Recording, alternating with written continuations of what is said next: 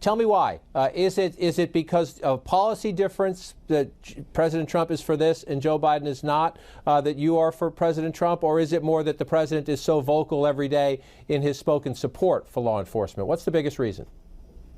Well, good morning, John. And I'll tell you, the biggest reason really is the president's unwavering support of law enforcement. I can't speak for other organizations, but I can tell you the National Fraternal Order of Police has been involved constantly with the president and White House staff with executive orders surrounding law enforcement, police reform. We were at the table for the first step. Executive order on prison reform.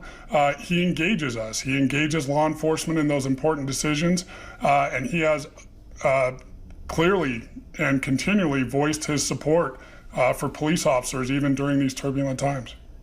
And so how has the union, in your case, dealt with internal disagreements, as there always will be? Look, it's a big country. You're a big union. It's a presidential campaign, and things get a little testy and feisty in campaign years, as you well know. This is Rochelle Bilal. She's a member of your union in Philadelphia. We are members of these unions, and they don't take into consideration our feelings about Donald J. Trump. Then they don't care about us. They don't care about our dues. There are a number of African-American officers predominantly who have said, look, we don't like the way this president talks about race, and we don't want our unions behind him. How do you deal with that? Well, I think it's important to note, John, that I've heard from African-American members in our organization and officers from all over the country on this topic.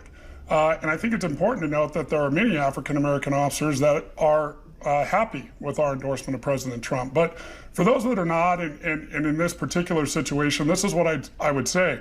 The FOP has the most democratic process for our endorsement of president. We on the National Executive Board, we don't tell our members who we're going to endorse. They tell us. We have a process in which we send a questionnaire to the candidates. They send it back.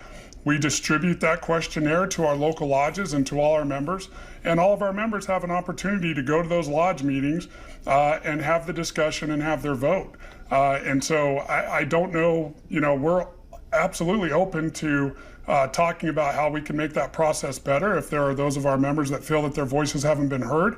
But that's the way this goes, is our members tell us who we're going to endorse. And of course, as you said, John, I'm not going to tell you all 356,000 of our members are going to agree.